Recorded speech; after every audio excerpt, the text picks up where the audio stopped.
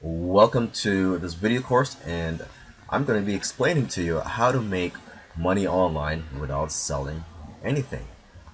Internet marketing is becoming very popular, and lots of people are searching online how to make money online. Unfortunately, it's becoming saturated. There's a lot of affiliates out there, people trying to promote affiliate products, and there's a lot of competition out there, and it's becoming harder to make money online with all this competition. Of course, you could still rise to the top.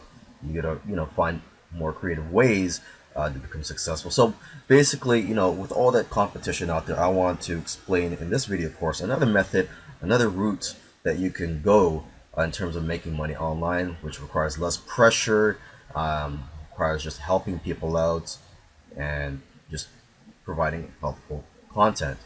Okay, so with that said, I'll see you in the next few videos where I'm going to explain how you could do this, how you can make money online without trying to sell anything to people.